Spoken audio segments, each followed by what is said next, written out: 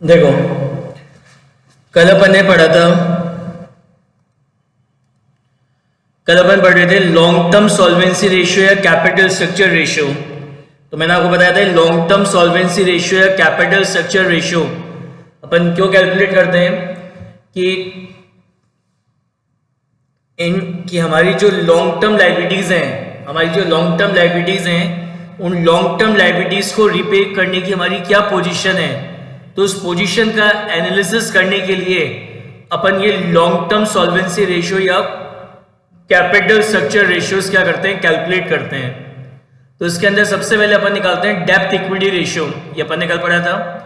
Depth equity ratio कैसे निकलता है? Depth upon equity. डेप्थ के अंदर क्या क्या इंक्लूड होते हैं? Debenture, long term loans from bank and financial institution plus long term provision. Equity, तो इक्विटी के अंदर आपकी क्या आती है? इक्विटी हो गई नेटवर्थ। इक्विटी का दूसरा नाम क्या होता है? Net worth, shareholder fund, owners fund, proprietor fund या इंटरनल इक्विटी। और ये कैसे निकालते हैं अपन? Equity share paid up capital plus preference share paid up capital plus reserve and surplus minus miscellaneous expenditure. अब नेक्स्ट अपन लॉन्ग टर्म सॉल्वेंसी रेशियो पढ़ रहे हैं, debt is total asset to depth ratio. ये total asset to depth ratio calculate करके अपन ये analysis करते हैं, total asset to depth ratio calculate करके अपन ये एनालिसिस करते हैं कि जो हमारी लॉन्ग टर्म लाइबिलिटीज हैं, उन लॉन्ग टर्म लाइबिलिटीज को रीपे करने के लिए हमारे पास कितने असेट्स हमारे पास अवेलेबल हैं।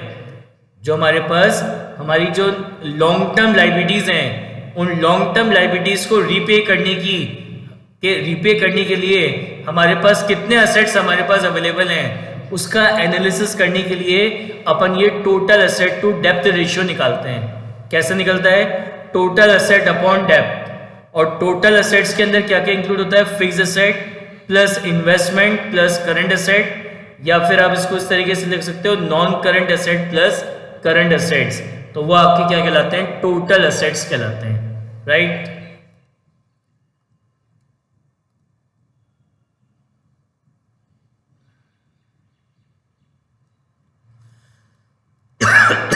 देखो निकालो illustration number 34। Take out illustration number 34, page number 5.35, page number 5.35।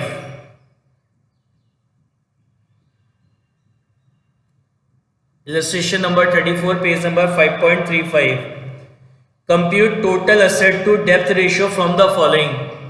तो क्या निकालना है अपन को? Total asset to depth ratio. Total asset to depth ratio कैसे निकलेगा? Total asset to depth ratio, total assets upon depth. Total assets में क्या क्या इंक्लूड होगा? फिक्स असेट, मतलब क्या क्वेश्चन में क्या गिवन है? Fix asset, non current investment, current asset, total depth है, ट्रेड पेबल, आउटस्टैंडिंग एक्सपेंसेस और बैंक ओवरड्राफ्ट। तो सबसे पहले तो अपन टोटल असेट्स निकालते हैं। तो क्या क्वेश्चन में क्या गिवन है? टोटल असेट्स कैसे निकालते हैं? फिक्स असेट, टोटल असेट्स क्या होते हैं? Non current asset plus current asset. और नॉन करंट असेट्स के अंदर क्या इंक्लूड होता है? नॉन करंट असेट्स के अंदर इंक्लूड होता है क्या? फिक्स असेट और non current investment. Non current assets के अंदर क्या इंक्लूड होता है? नॉन करंट असेट्स के अंदर इंक्लूड होता है फिक्स असेट और नॉन करंट इन्वेस्टमेंट। तो क्वेश्चन के अंदर आपको फिक्स असेट्स गिवन है 16 लाख के, नॉन करंट इन्वेस्टमेंट गिवन है कितने के? 2 लाख के, और करंट असेट्स, क्वेश्चन में करंट असेट्स गिवन है कितने के? 7,60,000 के। तो टोटल असेट्स हो गए आपके पास कितने? 25,60,000। डेप्थ निकालना है, तो डेप्थ कैसे निकलेगा? क्वेश्चन में आपको टोटल डेप्थ दे रखा है, तो टोटल डेप्थ क्या होता है, नॉन करंट लायबिलिटी, और ये जो नॉन करंट लायबिलिटी इसी को अपन डेप्थ बोलते हैं। Non current liability plus current liability मिला के टोटल डेप्थ कहलाता है। तो टोटल डेप्थ आपको दे रखा है कितना, 18,50,000 का। डेप्थ आपको पता नहीं, डेप्थ आपको पता नहीं करंट लायबिलिटीज, तो करंट लायबिलिटी के अंदर ट्रेड पेबल है, ट्रेड पेबल आपको दे रखा है कितना, 1,40,000। Bank outstanding expenses, outstanding expenses is a current liability. और आपको क्या दे रखा है, बैंक ओवरड्राफ्ट, तो बैंक ओवरड्राफ्ट आपको दे रखा है कितना, 85,000। तो ये आपका 18,50,000 है। ये सब इधर प्लस हो रहे हैं, यहाँ जाके माइनस हो जाएंगे, तो minus 1,40,000 minus 25,000 minus 85,000 is equal to क्या आ जाएगा, डेप्थ, इज इक्वल टू क्या आ जाएगा, डेप्थ। तो यहाँ से अपन डेप्थ निकालेंगे, तो ये आ जाएगा आपका 16 लाख, 16 लाख का आपका क्या आ गया, डेप्थ आ गया।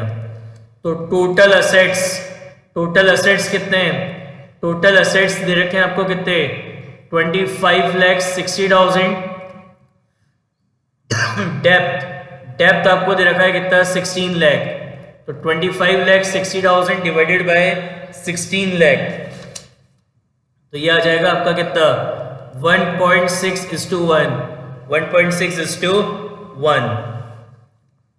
समझ में आई बात। देखो इलस्ट्रेशन नंबर 35 कह रहा है calculate total asset to depth ratio. क्या निकालना है, total asset to depth ratio अपन को कैलकुलेट करना है, total asset to depth ratio. तो क्या होता है formula, total asset to depth ratio. कैसे निकालेंगे अपन, total assets, total asset upon depth, total asset upon depth. तो टोटल असेट्स और डेप्थ चाहिए। अब देखो ये कैसे निकलेगा, बैलेंस शीट बताई थी मैंने आपको,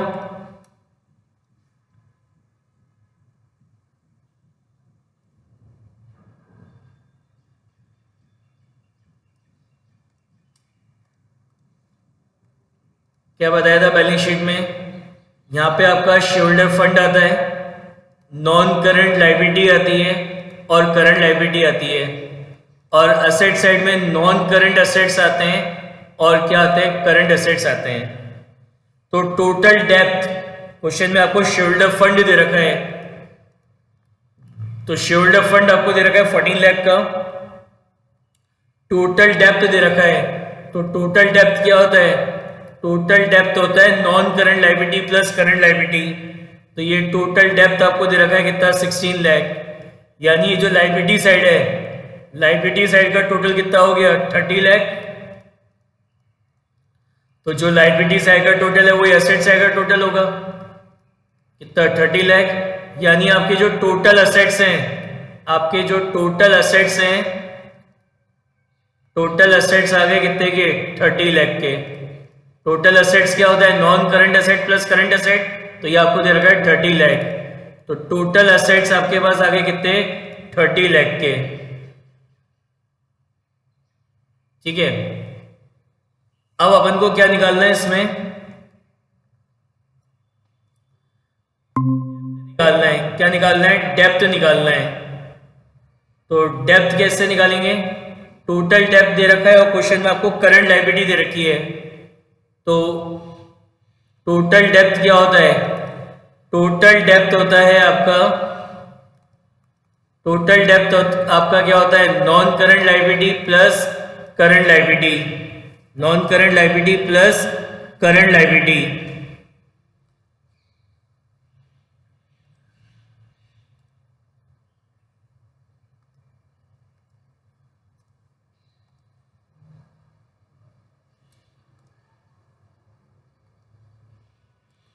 टोटल डेप्थ क्या होता है, non current liability plus current liability. तो क्वेश्चन में टोटल डेप्थ आपके पास है कितने का, टोटल डेप्थ आपके पास है कितना, 16 लाख। नॉन करंट लायबिलिटी बोलो या डेप्थ बोलो एक ही बात है। नॉन करंट लायबिलिटी को डेप्थ बोलते हैं और करंट लायबिलिटी, क्वेश्चन में करंट लायबिलिटी गिवन है कितनी 4 लाख, तो इधर माइनस होगा, तो 16 lakh minus 4 lakh is equal to क्या आ जाएगा आपका डेप्थ। तो 16 माइनस 4 कितना हो गया 12 लाख, तो 12 लाख रुपीस का क्या आ गया आपका डेप्थ आ गया। तो डेप्थ है आपका कितना 12 लाख, तो 30 लाख डिवाइडेड बाय 12 लाख, तो ये आ जाएगा आपका 2.5:1।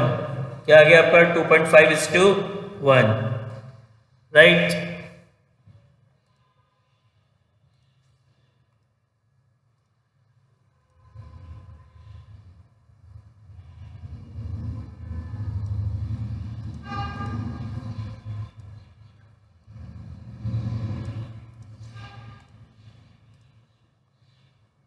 नेक्स्ट देखिए illustration number 36।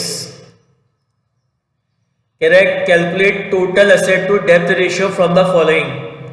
Long term borrowing है, लॉन्ग टर्म प्रोविजन है, ट्रेड पेबल है, शेयर कैपिटल है, सिक्योरिटी प्रीमियम है, जनरल रिजर्व है और statement of profit and loss account का नेगेटिव बैलेंस दे रखा है। नेगेटिव मतलब ये लॉस दे रखा है।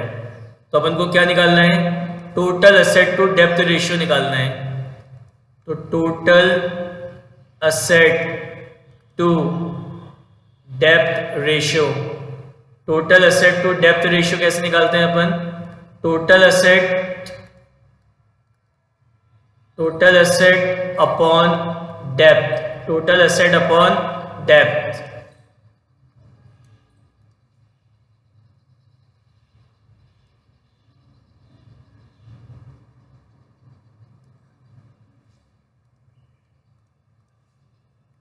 ये आपकी बैलेंस शीट है।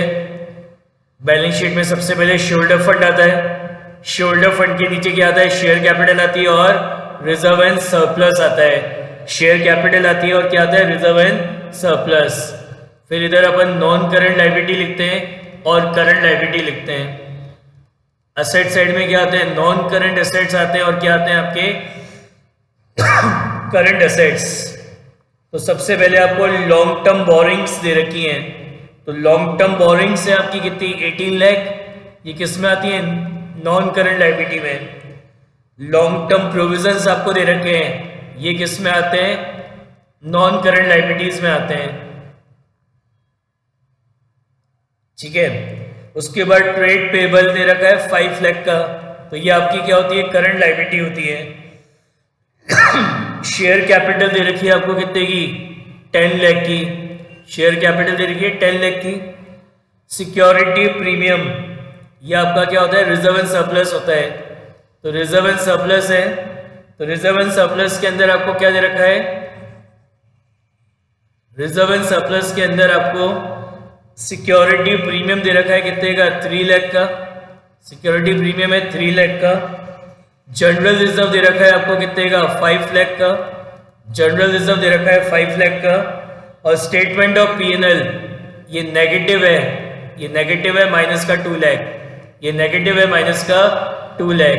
तो 3 + 5 कितना हुआ, 8, 8 - 2 कितना हो गया, 6। तो रिजर्व एंड सरप्लस कितने के हो गए, 6 लाख के। समझ में आया। 3 लाख का क्या दे रखा है, सिक्योरिटी प्रीमियम। 5 लाख का क्या दे रखा है, जनरल रिजर्व। और स्टेटमेंट ऑफ P&L ब्रैकेट में 2 लाख, तो ब्रैकेट में मतलब ये आपको नेट लॉस दे रखा है 2 लाख का। तो नेट रिजर्व एंड सरप्लस कितने हो गए, 3 + 5 8, 8 - 2 कितने हो गए, 6। तो शेयरहोल्डर फंड कितना हो गया, 16 लाख। शेयरहोल्डर फंड कितना हो गया, 16 लाख का शेयरहोल्डर फंड हो गया। कितने का, 16 लाख का। नॉन करंट लायबिलिटी कितनी है, 18 + 2 कितनी, 20 लाख रुपीस की नॉन करंट लायबिलिटी हो गई। और करंट लायबिलिटी कितनी है, 5 लाख। करंट लायबिलिटी कितनी है, 5 लाख। तो टोटल लायबिलिटी कितनी हो गई आपकी, अगर अपन इसका टोटल करते हैं तो 25 + 16, 25 + 16 कितना होता है, 41 लाख। तो 41 लाख की टोटल लायबिलिटी हो गई। और जो टोटल लायबिलिटी है वही आपके टोटल असेट्स हैं, वही आपके क्या है, टोटल असेट्स हैं। तो टोटल असेट्स कितने हो गए, 41 लाख। और डेप्थ, डेप्थ मतलब नॉन करंट लाइबिलिटी कितनी है 20 लाख, तो 41 lakh divided by 20 lakh, 41 lakh divided by 20 lakh, तो ये आ जाएगा 2.05:1। समझ में आई बात?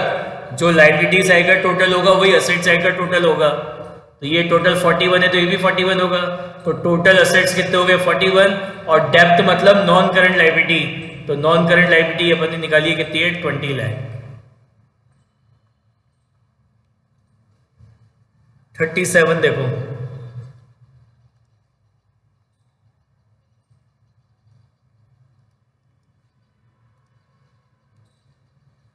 Calculate total asset to depth ratio.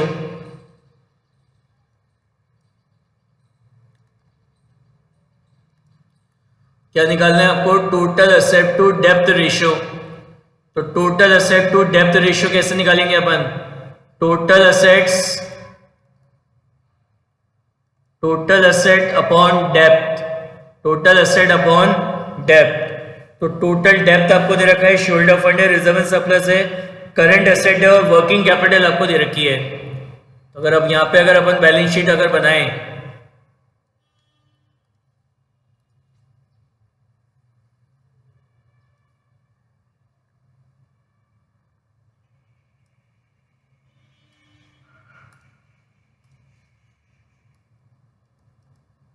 तो बैलेंस शीट कैसे बनेगी? यहां लिखेंगे शोल्डर फंड, शोल्डर फंड के अंदर क्या आएगा? शेयर कैपिटल आएगी और रिजर्व एंड सरप्लस आएगा, ठीक है। फिर यहाँ पे अपन लिखेंगे क्या? नॉन करंट लाइबिलिटी, और फिर यहाँ क्या लिखेंगे अपन? Current liability. इसी तरीके से यहाँ पे क्या आता है? नॉन करंट असेट, और इधर क्या आता है? Current asset. तो क्वेश्चन में टोटल डेप्थ दे रखा है, मतलब इन दोनों का टोटल आपको दे रखा है कितना? इन दोनों टोटल डेप्थ मतलब क्या होता है? Non current liability plus current liability. तो ये दोनों मिला के आपको दे रखे हैं कितने के? 30 लाख के। ये दोनों मिला के कितने हो गए? 30 लाख। शोल्डर फंड दे रखा है सीधे आपको, शोल्डर फंड के अंदर ये दोनों चीजें इंक्लूड होती हैं। तो शोल्डर फंड आपको दे रखा है कितना? 12 लाख, ठीक है। उसके बाद करंट असेट्स आपको दे रखे हैं, करंट असेट्स आपको दे रखे हैं कितने? 9 लाख, और वर्किंग कैपिटल आपको दे रखी है। तो इसका टोटल आ जाएगा लाइबिलिटी साइड का, तो लाइबिलिटी साइड का टोटल कितना हो गया? 20 + 30। लाइबिलिटी साइड का टोटल हो गया 42 लाख, और जो लाइबिलिटी का टोटल होता है वही असेट्स का टोटल होता है, वही हमारे असेट्स का टोटल होता है 40 लाख। तो यानी जो टोटल असेट्स हैं, टोटल असेट्स आगे कितने के? 42 लाख के। अब आपको क्या चाहिए? डेप्थ चाहिए, मतलब ये नॉन करंट लाइबिलिटी चाहिए। तो टोटल डेप्थ दे रखा है आपको, तो देखो क्वेश्चन में अपन करंट लाइबिलिटी निकाल सकते हैं कैसे? वर्किंग कैपिटल दे रखी है, वर्किंग कैपिटल क्या होती है? Current asset minus current liability. तो क्वेश्चन में वर्किंग कैपिटल आपको दे रखी है कितनी है? 9 लाख। करंट एसेट आपको दे रखा है 15 लाख माइनस करंट लाइबिलिटी। तो करंट लाइबिलिटी कितनी हो जाएगी? 15 लाख माइनस 9 लाख, 15 लाख माइनस 9 लाख। तो करंट लाइबिलिटी आ गई कितने की? 6 लाख। करंट लाइबिलिटी आ गई कितनी? 6 लाख। अब डेप्थ क्या होगा? डेप्थ हो जाएगा टोटल डेप्थ, जो हमारा टोटल डेप्थ है उस टोटल डेप्थ में से माइनस कर देंगे क्या? करंट लाइबिलिटी, तो डेप्थ आ जाएगा। तो टोटल डेप्थ कितना है? 30 लाख। टोटल डेप्थ कितना है? 30 लाख माइनस करंट लाइबिलिटी कितनी है? 6 लाख। तो ये निकालेंगे अपन, 30 माइनस 6 कितना हो जाएगा? 24 लाख।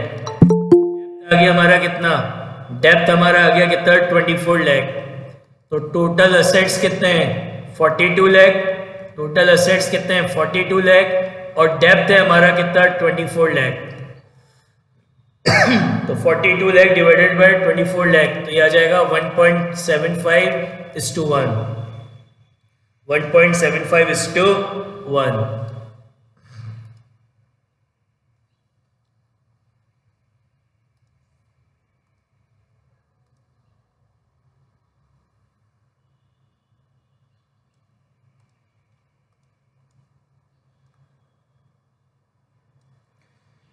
Illustration number 38.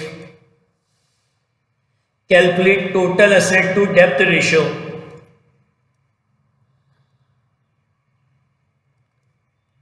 तो total asset to depth ratio कैसे निकालते हैं अपन? ये हम निकालते हैं टोटल असेट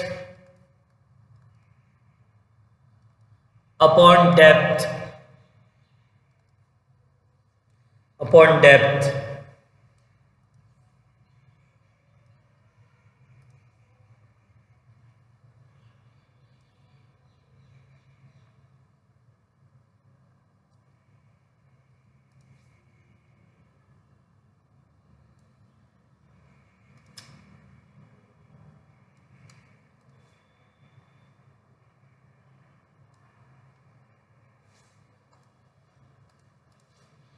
ये आपकी बैलेंस शीट है। क्या क्या दे रखा है आपको? कैपिटल एम्प्लॉयड है, शोल्डर फंड है और करंट लायबिलिटी दे रखी है। तो आपको पता है यहाँ पे क्या लिखते हैं अपन? शोल्डर फंड के बाद यहाँ पे क्या आती है हमारी? नॉन करंट लायबिलिटी और क्या आती है? Current liability. यहाँ पे क्या आता है? नॉन करंट एसेट और यहाँ क्या आता है? Current asset. क्वेश्चन में कैप शेयरहोल्डर फंड दे रखा है, तो शेयरहोल्डर फंड आपको दे रखा है कितना? 24 लाख। क्वेश्चन में करंट लायबिलिटी दे रखी है कितनी? 4,80,000 और क्वेश्चन में कैपिटल एम्प्लॉयड दे रखी है। तो मैंने आपको बताया था what is capital employed. Capital employed क्या होती है? कैपिटल एम्प्लॉयड होती है share holder fund plus non current liability. Shareholder fund plus non current liability, ये दोनों मिला के कैपिटल एम्प्लॉयड कहलाती है। तो शेयरहोल्डर फंड कितना है? 24 lakh. Shareholder fund is 24 lakh. Capital employed दे रखी है, कैपिटल एम्प्लॉयड कितनी है? कैपिटल एम्प्लॉयड है 40 लाख की। शेयरहोल्डर फंड 24 लाख का है, नॉन करंट लायबिलिटी पता नहीं, तो इसको इधर माइनस करते हैं। तो 40 lakh minus 24 lakh is equal to non current liability. तो 40 माइनस 24, तो 40 में से 24 माइनस करेंगे तो ये आ जाएगा आपका कितना? 16 लाख। तो 16 लाख की आपकी क्या आ गई? नॉन करंट लायबिलिटी, और इस नॉन करंट लायबिलिटी को अपन क्या बोलते हैं? डेप्थ भी बोलते हैं। तो ये आ गई आपकी कितनी? 16 लाख। तो आपका लायबिलिटीज तो पूरी हो गई। तो ये लायबिलिटी साइड का जो टोटल आ रहा है वो आ रहा है आपका 44,80,000 और जो लायबिलिटी का टोटल होगा वही असेट साइड का टोटल होगा, यानी टोटल असेट्स आ गए हमारे पास कितने? टोटल असेट्स हमारे पास आ गए कितने? 44,80,000 के टोटल असेट्स आ गए।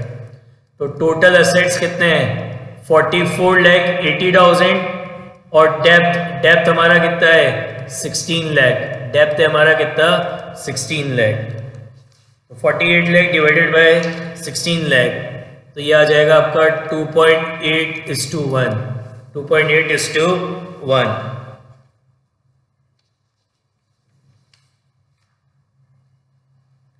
समझ में आया बात?